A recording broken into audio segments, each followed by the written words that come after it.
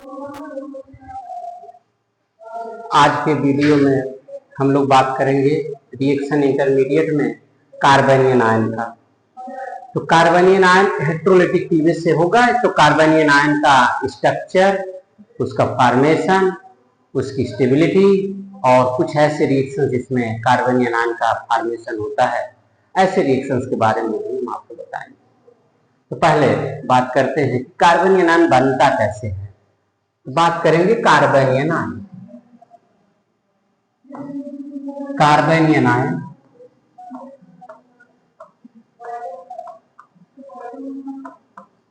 Carbanion ion heterolytic cleavage होगा। मान लेते हैं ये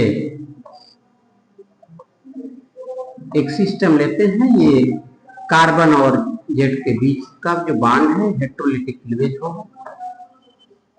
हेटेरोलिटिक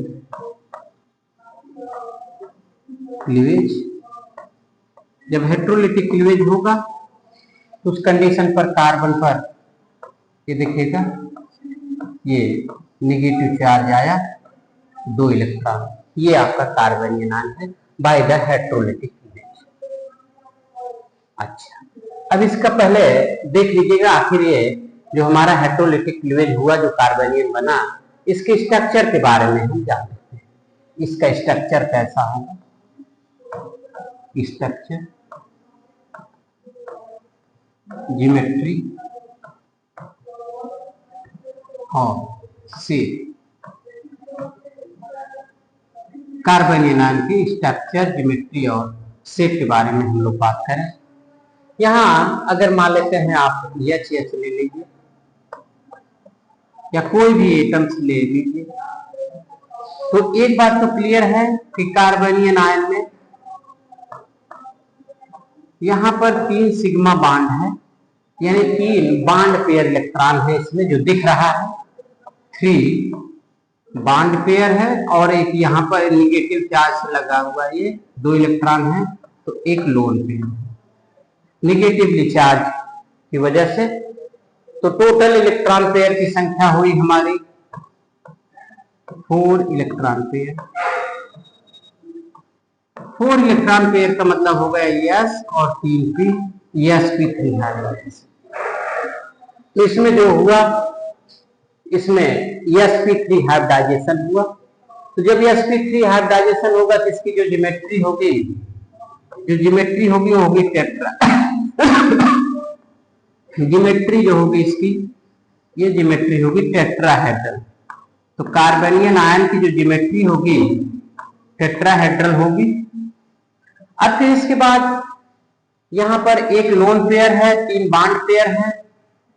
जब हम देखेंगे कुछ सेम वही कंडीशंस है जैसे अमोनिया में हम लोग पढ़ते हैं NH3 में, सेम उसी के आधार पर जैसे हम अमोनिया में एक्सप्लेन करते हैं कि ज्योमेट्री टेट्राहेड्रल होती है और शेप जो है वो पिरामिडल होता है, इसी के सिमिलर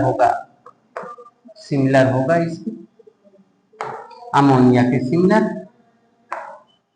तो यहां पर ये देखिएगा, ये कार्बन है, कार्बन अगर ये हम बेस बना दें तो ये पिरामिड का ये बेस से 3 हाइड्रोजन लग गए और इसके एपेक्स पर ये लोन पेयर ऑफ इलेक्ट्रॉन हुआ। तो इसका जो शेप हो गया वो हो गया पिरामिडल, ट्राइगोनल पिरामिडल। तो इसका शेप हो गया ट्राइगोनल पिरामिडल।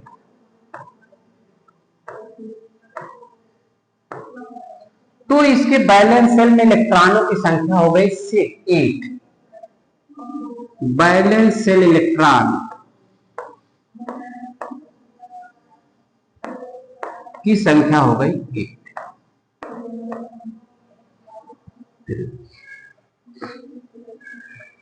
यहां पर अगर हम देखें तो ये ऑर्बिटल है जिसमें 2 इलेक्ट्रॉन है। अगर इसके स्पिन को दिखाएं, प्लस यहां पर 3 बॉन्ड पेयर हैं, यानी टोटल 4 इलेक्ट्रॉन पेयर हैं, नो अनपेयर्ड इलेक्ट्रॉन। इसमें इसके पास में कोई भी no unpaired electron no unpaired electron, no unpaired electron. यहां कोई भी अनपेयर्ड इलेक्ट्रॉन नहीं है, तो जिस स्पीसीज में कोई भी अनपेयर्ड इलेक्ट्रॉन नहीं होता है वहां पर वह डायामैग्नेटिक होता है। तो इसका मतलब ये हो गया कि नो अनपेयर्ड इलेक्ट्रॉन, तो इसका मतलब ये हो गया कि ये है डायामैग्नेटिक इन नेचर। जो आपका कार्बेनियन हुआ डायामैग्नेटिक मैग्नेटिक नेचर। और जो डायामैग्नेटिक होते हैं वो इलेक्ट्रॉन स्पिन रेजोनेंस स्पेक्ट्रोस्कोपी में इनएक्टिव होते हैं, तो उसे हम कहेंगे ESR इनएक्टिव। ये हो गया ESR इनएक्टिव। जिसमें अनपेयर्ड इलेक्ट्रॉन नहीं होते हैं वे ESR इनएक्टिव होते हैं। अच्छा, फिर उसके बाद देखिएगा कि ये ऑप्टिकली इनएक्टिव होगा। क्या होगा ये? यह ऑप्टिकली इनएक्टिव होगा। उसकी वजह क्या है? इन्वर्जन। अगर यहां पर ये फ्लिप नहीं करता, R1 R2 R3 लेकर करते हैं इसमें हम लोग,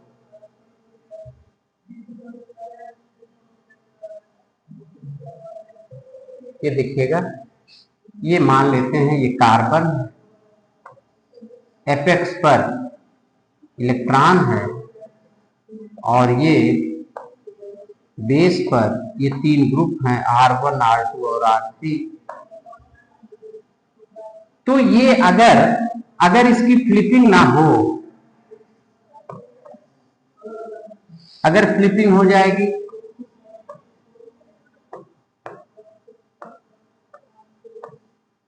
R1 R2, अगर ये R है तो ये हो जाएगा S। तो फ्लिपिंग होगी तो 50% R कॉन्फिगरेशन हो जाएगा और 50% S कॉन्फिगरेशन हो जाएगा। तो जो मिक्सचर मिलेगा, रैसमिक मिक्सचर जो होगा, रैसमिक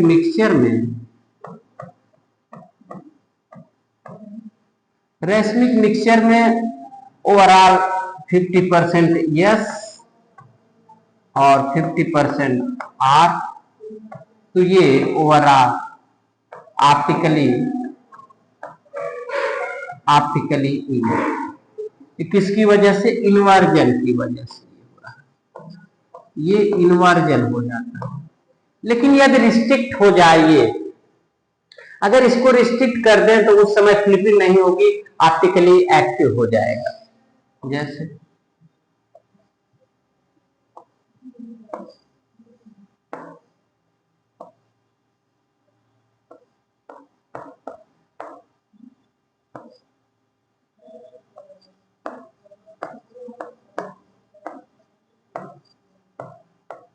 ये देखिए,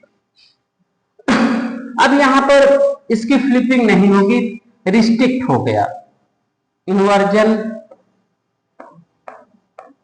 इन्वर्जन रिस्ट्रिक्टेड,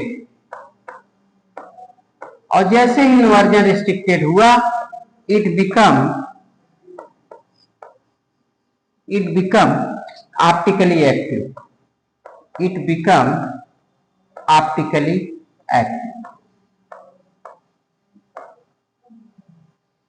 तो ये तो हमने आपको बता दिया कि अगर फ्लिपिंग नहीं हो रही है।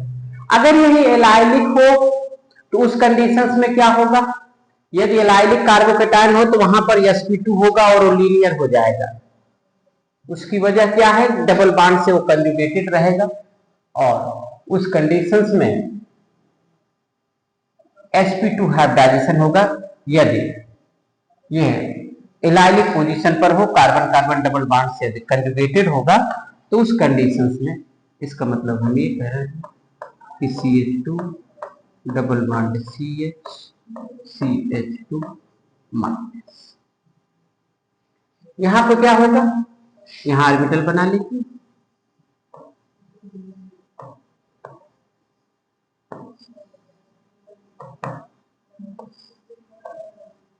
ये देखिएगा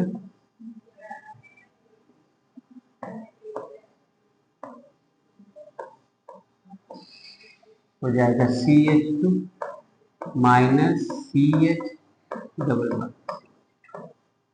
एलाइनिक कार्बोनियन हुआ तो उस कंडीशन में ये होगा आपका sp2 हाइब्रिडाइजेशन और ये होगा प्लान।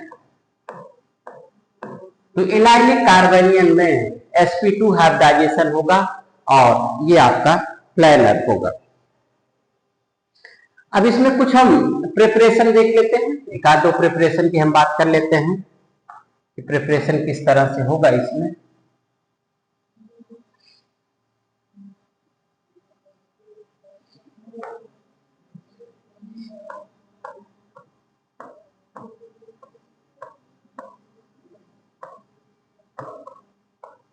एक दो मेथड बताते हैं। ये हमारा एल्कीन है, यहां पर अगर हम बेस ले लें OH माइनस तो यहां से H प्लस ले लेगा और कार्बन पर माइनस चला जाएगा। इसका मतलब ये हो गया, यहां पर C minus triple bond C। तो इसका मतलब आप बेस कहीं भी अगर एसिडिक हाइड्रोजन है, ये आपका ये एसिडिक हाइड्रोजन और कहीं भी बेस अगर आप लेंगे तो बेस आपका एसिडिक हाइड्रोजन को पिकअप कर लेगा और कार्बन पर नेगेटिव चार्ज आएगा, तो उस कंडीशंस पर कार्बोनियन जो है इसका फॉर्मेशन होगा कहीं भी। दूसरा एक एग्जांपल मान लेते हैं, CH2NO2, यहाँ पर एक हाइड्रोजन है, यहाँ भी अगर आप बेस ले लेते हैं कहीं भी रहेगा तो यहां से ये ले लेगा तो यहाँ पर माइनस चला जाएगा इस पर, ये हो जाएगा CH2 माइनस NO2, कार्बोनियन बन गया प्लस H। तो बहुत सारे आगे चल के हम आपको रिएक्शंस बताएंगे और उसमें हम कार्बोनियन आयन का फॉर्मेशन करेंगे। बहुत सारे इंपॉर्टेंट नेम रिएक्शंस और रीअरेंजमेंट हैं, उस पर हम डिटेल में आपसे बात करेंगे। अब हम बात कर रहे हैं इसकी स्टेबिलिटी का। इंपॉर्टेंट है स्टेबिलिटी ऑफ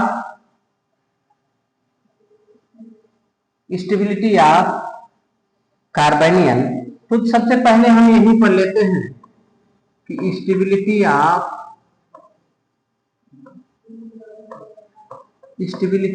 कार्बोनियन।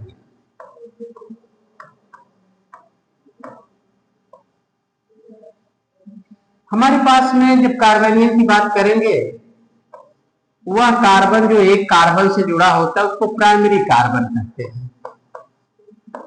ये प्राइमरी कार्बन हुआ, प्राइमरी कार्बन पर नेगेटिव चार्ज है तो प्राइमरी कार्बोनियन आयन बनाइए। यदि कोई कार्बन दो कार्बन से जुड़ा होगा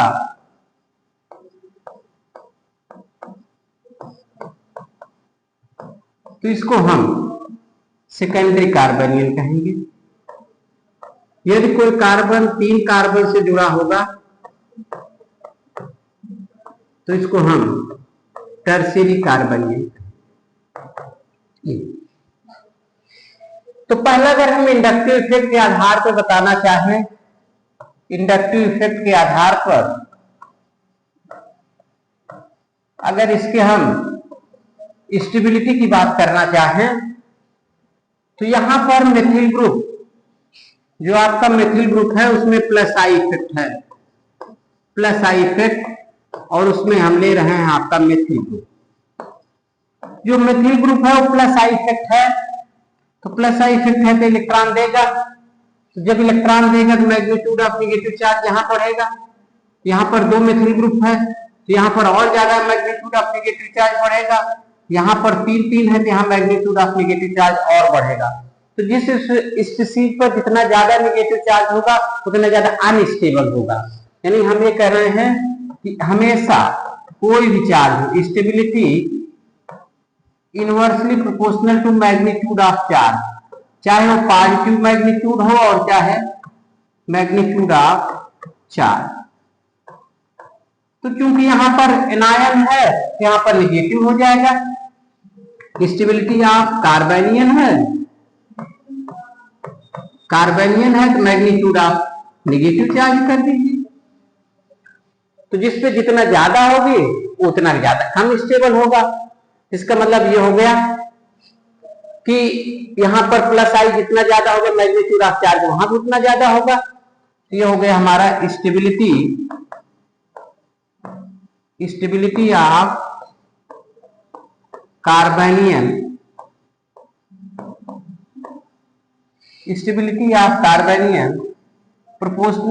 inversely proportional to plus I effect. यानी प्लस आई इफेक्ट बढ़ेगा तो स्टेबिलिटी कम होगी। कम क्यों होगी कि प्लस आई बढ़ता है तो मैग्नीट्यूड ऑफ निगेटिव चार्ज बढ़ता है, और जब निगेटिव चार्ज बढ़ेगा तो उसकी स्टेबिलिटी कम होगी। तो इसलिए ये अगर आप प्लस आई इफेक्ट बढ़ेगा तो स्टेबिलिटी कम होगी। तो इन तीनों में जो प्राइमरी होगा, अच्छा प्राइमरी किसे कहेंगे, वह कार्बन जो एक कार्बन से जुड़ा होता है प्राइमरी कार्बन कहते हैं। जो कार्बन दो कार्बन से जुड़ा होता है उसको सेकेंडरी कार्बन कहते हैं। जो कार्बन तीन कार्बन से जुड़ा होता है उसको टर्शियरी कहते हैं। तो सबसे ज्यादा प्राइमरी होगा, फिर सेकेंडरी होगा और फिर उसके बाद टर्शियरी होगा। ये तो उस कंडीशंस में बात है जब प्लस आई इफेक्ट होगा। दूसरा यदि माइनस आई इफेक्ट होगा तब क्या होगा। यदि माइनस आई इफेक्ट होगा तो जस्ट इसी का उल्टा कर लेंगे। मान लेते हैं यहां फ्लोरीन लगा दीजिए, क्लोरीन लगा दीजिए, C माइनस 3 हाइड्रोजन है ये। दूसरे में माइनस है, आप एक फ्लोरीन लगा दीजिए, एक हाइड्रोजन हटा दिए आप, और ये fluorine minus I effect show करेगा। 2 फ्लोरीन आप यहां लगा दीजिए, यहां पर इलेक्ट्रॉन विथड्राइंग 2 एटम्स हो गए, और 3 फ्लोरीन एटम लगा दीजिए, तो यहां पर माइनस इलेक्ट्रॉन विथड्राइंग ग्रुप 3 हो गए। तो जब यहां से इलेक्ट्रॉन को विथड्रॉ करेगा तो मैग्नीट्यूड ऑफ चार्ज डिक्रीज करेगा, और जब चार्ज डिक्रीज होगा तो स्टेबिलिटी इंक्रीज होगी। इसका मतलब ये हो गया कि stability of carbanion ion, stability of carbanion ion directly proportional to minus I effect है। यानी माइनस आई बढ़ेगा तो मैग्नीट्यूड कम होगा, और जब किसी भी स्पीशीज पर मैग्नीट्यूड ऑफ चार्ज कम होता है तो उसकी स्टेबिलिटी बढ़ती है। तो इसका मतलब जिसमें ज्यादा, यहाँ पर 3 फ्लोरीन है, तीनों माइनस आई है, तो यहाँ पर ज्यादा कम मैग्नीट्यूड होगा, और जब मैग्नीट्यूड ऑफ चार्ज कम होगा तो इसकी स्टेबिलिटी सबसे ज्यादा होगी।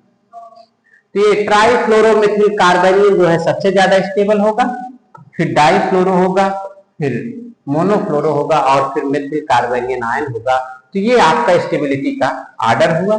यहीं पर सेम आप कर सकते हैं, दूसरा एग्जांपल भी ले सकते हैं।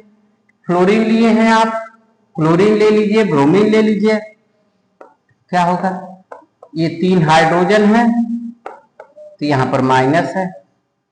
एक हाइड्रोजन को एक फ्लोरीन से रिप्लेस कर दिया, माइनस है। एक क्लोरीन से रिप्लेस कर दिया, माइनस। एक ब्रोमीन से रिप्लेस कर दिया। अब इसमें देखिए यहां पर इसका माइनस आई इफेक्ट सबसे ज्यादा है, फिर इसका है और फिर इसका है। तो सबसे माइनस आई इफेक्ट इसका ज्यादा है तो सबसे ज्यादा स्टेबल ये होगा, फिर इसके बाद नंबर 2 पर ये होगा, फिर ये होगा, और सबसे कम आपका ये होगा। तो स्टेबिलिटी ऑर्डर ये, फिर ये, और इसका सबसे कम होगा, इसका सबसे कम होगा। ये तो हो गया हमारा माइनस आई इफेक्ट के आधार पर इसके कार्बेनियन आयन के हम आपको स्टेबिलिटी बता रहे हैं। दूसरा लेते हैं, मान लेते हैं ये तो हमारे सब के सब sp3 हाइब्रिडाइजेशन वाले हैं, जो भी कार्बन है sp3 हाइब्रिडाइजेशन के हैं।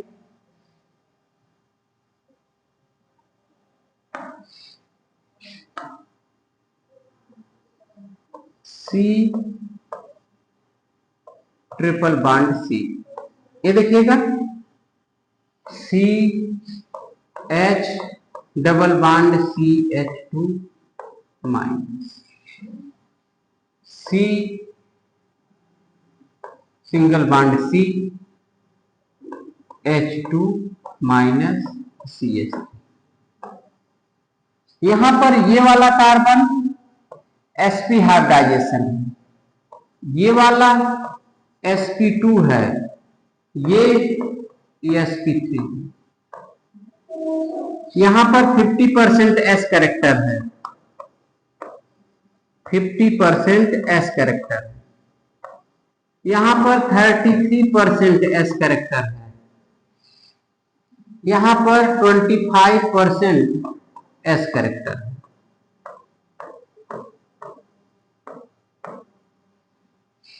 अच्छा, electronegativity directly proportional to percentage of s character. पहली बात तो जिसमें s कैरेक्टर ज्यादा होगा उसकी इलेक्ट्रोनिगेटिविटी ज्यादा होगी, और निगेटिव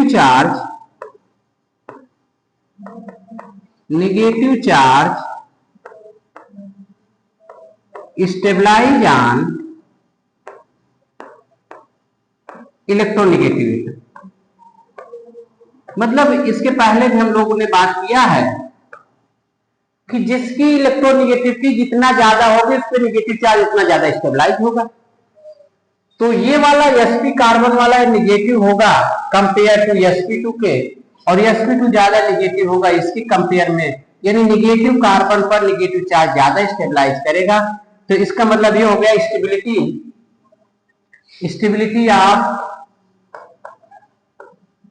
स्टेबिलिटी ऑफ कार्बेनियन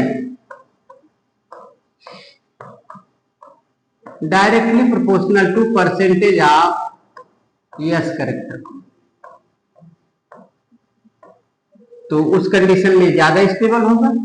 ये आगे बढ़ते हैं। अब कुछ कार्बेनियन आयन हम लेते हैं और उसकी स्टेबिलिटी को देखते हैं। जिसमें जितना ज्यादा रिजोनेटिंग स्ट्रक्चर होगा उतना ज्यादा स्टेबल होगा। अलग अलग डेरिवेटिव्स भी ले लेते हैं, जैसे कार्बोकेटायन में हम लोगों ने लिया था उसी तरह से कार्बेनियन में भी ले लेते हैं। देखते हैं कौन कम स्टेबल होगा और कौन ज्यादा होगा। रिजोनेंस का भी आप यहां पर प्रैक्टिस आप अच्छे से कर लीजिएगा। रिजोनेंस का क्या प्रभाव होगा, CH2 माइनस और यहां से लगा दीजिए आप एक फिनिल रिंग, इसका रिजोनेंस बनाइएगा। इसका जब रिजोनेंस बनाएंगे तो यहां जाएगा, ये डबल बॉन्ड यहां आएगा, तो रिजोनेटिंग स्ट्रक्चर शो करेगा।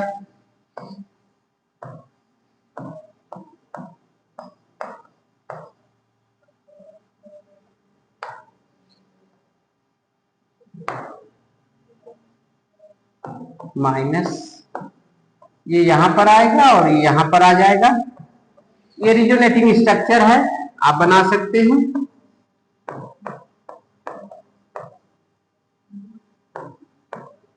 माइनस ये यहां जाएगा और यहां पर आ जाएगा। ये रिजोनेटिंग स्ट्रक्चर बन रहे हैं, यहां माइनस हो गया, यहां जाएगा और फिर यहां जाएगा, तो हमें ये पहला मिल जाएगा। टोटल 4 रिजोनेटिंग स्ट्रक्चर यहां पर बने हैं। ठीक ऐसे ही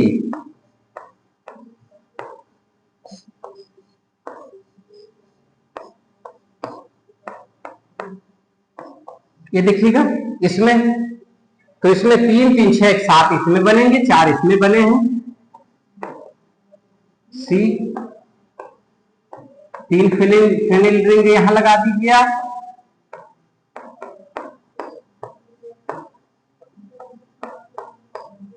ये तो इसमें 9 और 1 10 रिजोनेटिंग स्ट्रक्चर बनेगा। तो जिसमें निगेटिव चार्ज का जितना ज्यादा डिलोकलाइजेशन होगा उसकी स्टेबिलिटी उतना ही ज्यादा होगी। तो ये आपका बेंजीन से ज्यादा ये डाइफिनिल और डाइफिनिल से ज्यादा ये ट्राइफिनिल। ये 1, 2 और 3, इन तीनों में सबसे ज्यादा आपका ट्राइफिनिल का होगा, फिर डाइफिनिल का होगा और फिर आपका मोनोफिनिल का। ये आपका स्टेबिलिटी का आर्डर होगा। तो जिसमें जितना ज्यादा रिजोनेटिंग स्ट्रक्चर होंगे उतना ज्यादा स्टेबल होगा। अब इसमें अलग अलग डेरिवेटिव लगा दीजिए। अलग अलग डेरिवेटिव लगाकर भी आप डिस्कस कर सकते हैं कि डेरिवेटिव का क्या प्रभाव पड़ता है। जिस तरह कार्बोकेटायन में किए थे वैसे ही यहां भी कर सकते हैं हम लोग।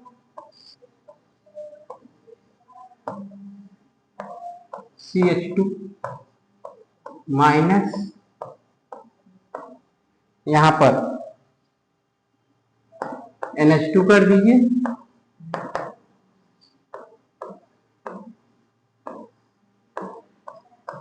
CH2 माइनस, यहां पर NO2 कर दीजिए,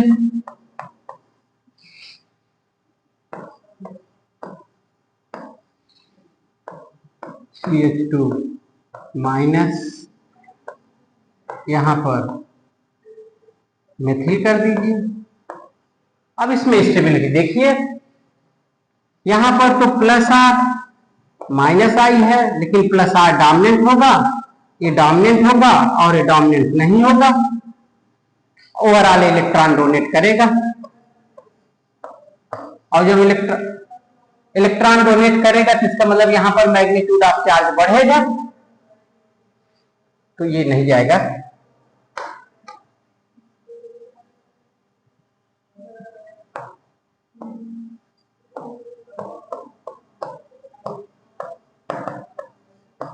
तो ये इलेक्ट्रॉन देगा, माइनस आई होगा प्लस आर होगा।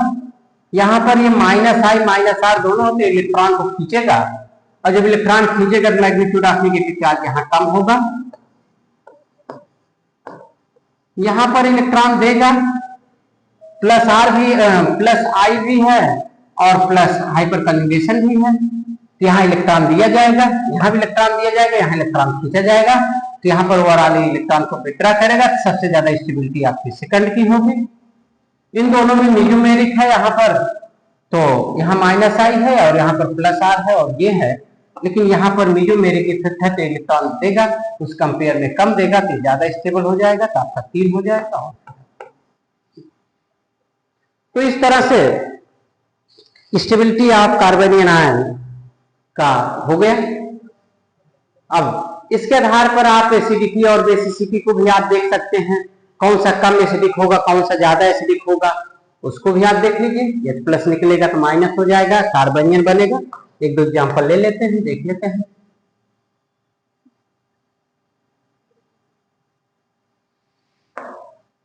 एसिडिटी देख लीजिए, एक दो एग्जांपल।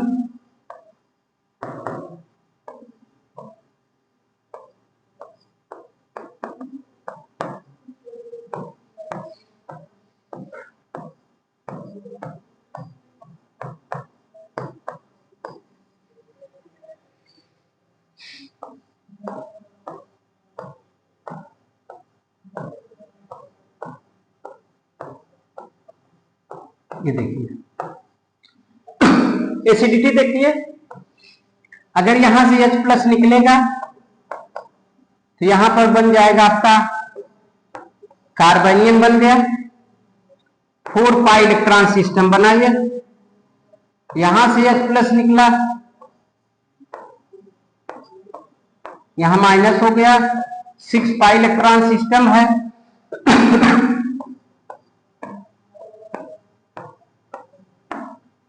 यहां से निकला तो 8 पाई इलेक्ट्रॉन सिस्टम है। ये सभी के सभी प्लानर हैं, तीनों के तीनों कार्बोनियन आयन जो बने हैं ये प्लानर हैं। तो प्लानर हैं, साइक्लिक सभी के सभी हैं। सभी क्या हैं? प्लानर हैं, साइक्लिक हैं, तीनों कंजुगेटेड हैं। इतना तो तीनों हैं, लेकिन इसमें से ये पहला है, ये दूसरा है और तीसरा है। जो दूसरा वाला है वो 4n+2 ऑक्टेट रूल को, हकल रूल को फॉलो कर रहा है, ये वाला। तो ये हो गया आपका एरोमेटिक। सेकंड वाला हुआ एरोमेटिक और ये भी एंटी एरोमेटिक हुआ क्योंकि 4 पाई है 8 पाई है। तो पहला और तीसरा फर्स्ट जो है सेकंड जो है आपका सेकंड एरोमेटिक हो गया, फर्स्ट और थर्ड एंटी एरोमेटिक हो गए क्योंकि इसमें 4 पाई इलेक्ट्रॉन सिस्टम है। लेकिन यहां पर देखिएगा इन दोनों में दोनों एंटी एरोमेटिक है, लेकिन इसमें रिजोनेटिंग स्ट्रक्चर ज्यादा होगा और इसमें कम होगा। यहाँ रिजोनेंस ज्यादा होगा, यहाँ कम होगा। तो दोनों एंटी एरोमेटिक में ज्यादा हो स्टेबल हो जाएगा, कम हो जाएगा। तो आपका 2 हुआ, फिर 3 हुआ और फिर 1 हुआ। तो ये एसिडिटी इसके आधार पर हम लोग बता सकते हैं। तो आज के वीडियो में इतना ही। अगले वीडियो में हम इससे रिलेटेड कुछ और प्रॉब्लम और कुछ नेम रिएक्शन इससे रिलेटेड हम आपसे बात करेंगे। तो आज के वीडियो में इतना ही। लेकिन आप हमारे चैनल पर नए हैं तो आप चैनल को लाइक कर लें, सब्सक्राइब कर लें, जिससे हम आपको वीडियो आप तक पहुंचाते रहें और आपको पूरा का पूरा केमिस्ट्री का वीडियो मिलता है। आज के लिए इतना ही। Thank you.